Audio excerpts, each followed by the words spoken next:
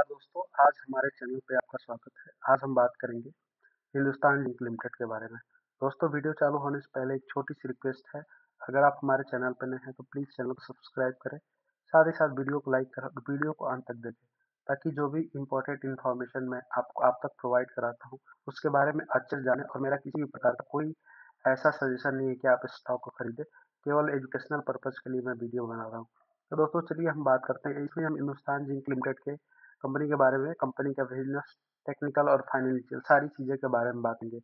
तो आगे हम पहले चलते हैं कंपनी के बिजनेस के बारे में, फिर कंपनी का फंडामेंटल, फिर कंपनी का टेक्निकल, तीनों चीज़ें बात करेंगे। तो वीडियो में कृपया अंत तक बने रहें, ताकि सारी चीज़ें आपको आसानी से समझ में आ सके। तो आगे हम बात करते हैं हिंदुस्तान जिंक लिमिटेड के बारे में। तो जो कंपनी का ग्रोथ है उसके बारे में अगर हम बात करते हैं, तो हम सबसे पहले चैटजीपीटी पे जाते हैं और उस पे देखते हैं कंपनी का जो बिजनेस है वो क्या है। तो हिंदुस्तान जिंक लिमिटेड का बिजनेस जो है वो कंपनी क्या करती है, हिंदुस्तान जिंक लिमिटेड का मुख्य व्यवसाय खनन और धातु उत्पादन है। यह कंपनी जमीन के अंदर से खनिज निकालकर उन्हें उपयोगी धातुओं में बदलती है। अगर मेन बिजनेस की बात कर लिया जाए तो माइनिंग है। कंपनी जमीन से जिंक, लेड और अन्य खनिज निकालती है। इसे बड़े खदानों के रूप में राजस्थान में जो है इनका सबसे बड़ा खदान है, और वो मुख्य रूप से माइंस के लिए यूज किया जाता है। अगर धातु उत्पादन की बात कर ली जाए तो निकाले गए खनिजों को फैक्ट्रियों में प्रोसेस करके शुद्ध बनाया जाता है, जैसे जिंक, लेड और सिल्वर, चांदी, ये चांदी भी उत्पादन करती है।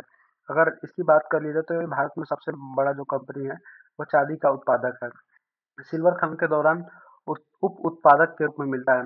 बिजली उत्पादन कंपनी पावर जनरेशन में भी है। कंपनी अपने प्लांट्स के लिए खुद बिजली बनाती है। निर्यात की बात कर लिया तो कंपनी जो है जिंक, लेड, सिल्वर भारत के साथ साथ विदेशों में भी बेचती है।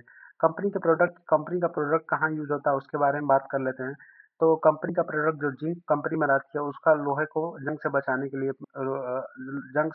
लिए करते हैं। लेड की बात कर लिया तो बैटरी बनाने में, सिल्वर की बात कर लिया तो ज्वेलरी बनाने में, इलेक्ट्रॉनिक्स आइटम बनाने में तथा निवेश करने में भी कंपनी यूज कर लेती है।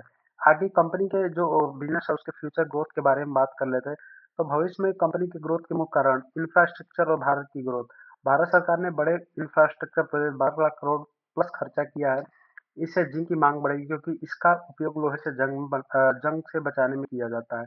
ईवी और ग्रीन एनर्जी में मांग, जिंक और सिल्वर का उपयोग इलेक्ट्रॉनिक वाहन ईवी में यूज किया जाता है, सोलर पैनल में, बैटरी में। ये सारी चीजें जो है फ्यूचर है भारत का, क्योंकि ईवी भी फ्यूचर है, सोलर पैनल भी फ्यूचर है, और जहाँ ईवी यूज होगा वहाँ बैटरी होगा, सोलर पैनल यूज होगा वहाँ भी बैटरी यूज होगा। तो ये एक कंपनी का एक तरह से फ्यूचर है। सिल्वर से तेज कमाई, कंपनी का कमाई का बड़ा हिस्सा अब सिल्वर से आ रहा है। सिल्वर, जैसे आपको पता है कि पिछले 2-3 महीनों में सिल्वर का कीमत कितना ऊपर गया है। फाइनेंशियल ग्रोथ की बात कर ली जाए तो इनका प्रॉफिट जो है ऑलमोस्ट 46% के आसपास बढ़ा है। तो कंपनी का जो ग्रोथ पोटेंशियल है फ्यूचर में, और कंपनी का जो बिजनेस है वो फ्यूचर में बहुत ज्यादा ग्रोथ करता हुआ नजर आ रहा है। अब आगे चलते हैं हम दोस्तों कंपनी के फंडामेंटल के बारे में। तो कंपनी का फंडामेंटल यहाँ देखोगे तो कंपनी का जो मार्केट कैपिटलाइजेशन है 2,18,745 करोड़ के आसपास है। करंट प्राइस जो कंपनी का है वो 518 के आसपास ट्रेड कर रहा है। और अगर देखो कंपनी एक दिन में 4.15% के आसपास अब जाती हुई दिख रही है। और अभी मैं बता दूं कि मार्केट का सिनेरियो ऐसा है कि कोई भी स्टॉक बहुत ज्यादा अब जाता हुआ नहीं दिखाई दे रहा है।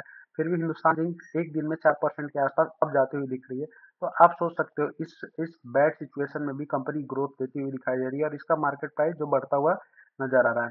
अगर 52 वीक हाई लो की बात कर ली जाए तो 52 वीक हाई जो है 733 है, लो 385 है। स्टॉक पी की बात कर ली जाएगा तो 18.7 है, इसको नीचे हम समझेंगे। बुक वैल्यू की बात कर लिया 32.2 के आसपास है। डिविडेंड एल्ड की बात कर लिया जाए तो 5.60% के आसपास है। आरओसी की बात कर लिया तो 60.7% के आसपास है, जो कि बहुत अच्छा है। रिटर्न ऑन इक्विटी 72% के आसपास है। प्रमोटर्स की होल्डिंग देखेंगे तो 61.8% के आसपास है।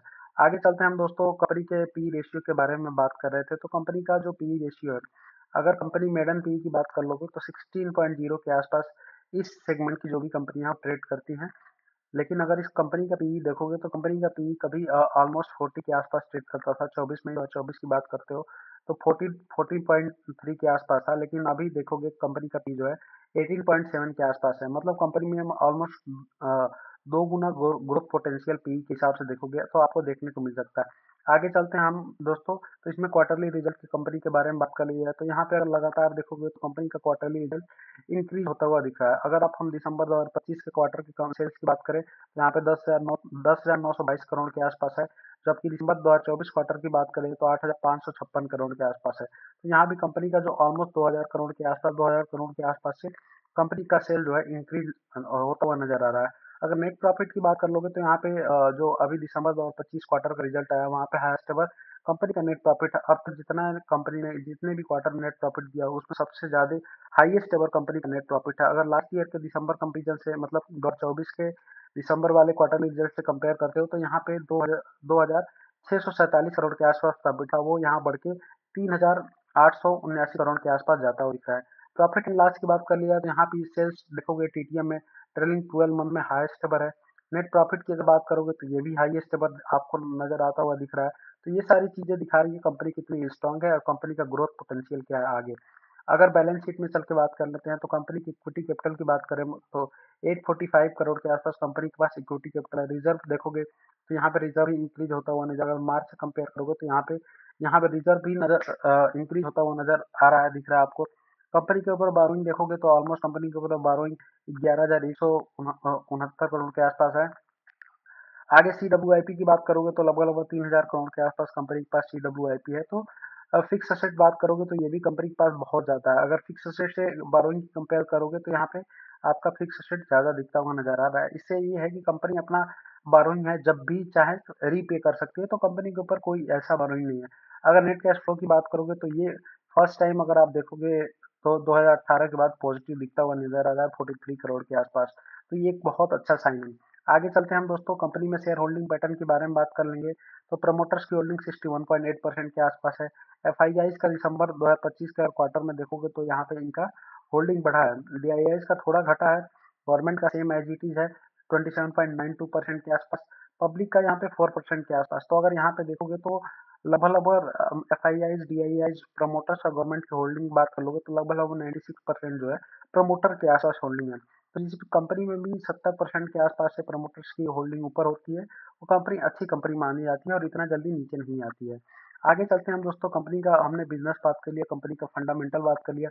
अब हम कंपनी के टेक्निकल एनालिसिस पे जाके कंपनी का टेक्निकल एनालिसिस देखते हैं। तो दोस्तों यहाँ पे अगर आप देखोगे तो एक कंपनी में V20 का चार्ट पैटर्न फॉर्मेशन नजर होता हुआ हमको दिख रहा है यहाँ पे। तो यहाँ पे अगर हम ये चीजें दिखाता हूँ आपको, तो थोड़ा अगर आप यहाँ पे देखोगे तो यहाँ पे वो आपको कंपनी में V20 का चार्ट फॉर्मेशन नजर होता हुआ दिख रहा है। तो उसके बारे में हम बात करते हैं। तो यहाँ पे अगर आप देखें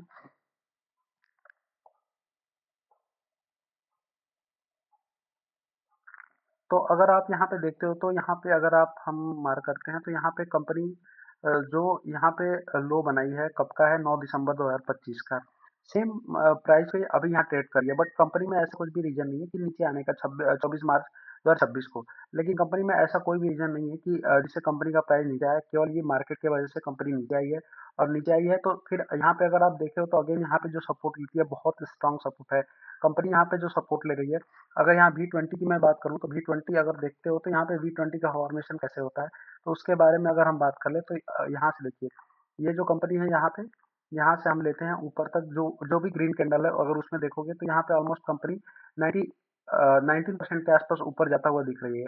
और अगर यहाँ पे अगर देखो तो यहाँ पे सेम कंपनी यहाँ पे आपको यहाँ पे अगेन यहाँ पे देखो, मैं दिखाना चाहता हूँ आपको कि यहाँ पे कंपनी जो है अगेन यहाँ पे सपोर्ट लेते हुए नजर आ रही है आपको। तो इस हिसाब से हमको ये देखने को मिलता है कि कंपनी एक स्ट्रांग सपोर्ट के पास से ऊपर जाते हुए दिख रही है। तो यहाँ पे अगर आप देखोगे तो यहाँ पे कंपनी ने यहाँ जो सपोर्ट लिया, अगेन वो सपोर्ट यहाँ नजर आ रही है। और ऊपर अगर आप देखोगे तो यहाँ पे देखो, और यहाँ पे जो क्लोजिंग हुई है, कल की जो क्लोजिंग हुई है वो ग्रीन कैंडल के साथ हुई है। तो अगर कंपनी के ग्रोथ पोटेंशियल की बात करें, यहाँ से कंपनी ऊपर कितना परसेंट जा रही है वो दिख सकती है आपको। तो यहाँ से अगर आप देखते हो तो कंपनी यहाँ से ऑलमोस्ट, अगर हम जो ये वाला जो V20 का सबसे पीक जो ग्राफ है वहां से अगर ऊपर लेते हैं तो ऑलमोस्ट कंपनी यहाँ से 11 to 12% ऊपर जाती हुई नजर आ रही है। और ये बहुत जल्दी टारगेट अचीव हो जाएगा, बट इसमें मेरा किसी भी प्रकार का बाई और सेल का कोई रिकमेंडेशन नहीं है। जो भी ट्रेड करे अपने फाइनेंशियल एडवाइजर से पूछ के करें। इसमें मैं आपको किसी प्रकार का रिकमेंड नहीं करता कि मेरे कहने पे आप कोई भी स्टॉक करे, बाई करे, सेल करे। दोस्तों अगर वीडियो अच्छी लगी हो, मेरा एनालिसिस अच्छा हो, तो प्लीज चैनल को लाइक करें, साथ ही साथ सब्सक्राइब करें, दोस्तों तक शेयर करें, ताकि जो भी जानकारी आप तक पहुंचे वो सब तक पहुंचे। मिलते हैं नेक्स्ट वीडियो में, आज के लिए बस इतना ही। धन्यवाद। जय हिंद, जय भारत।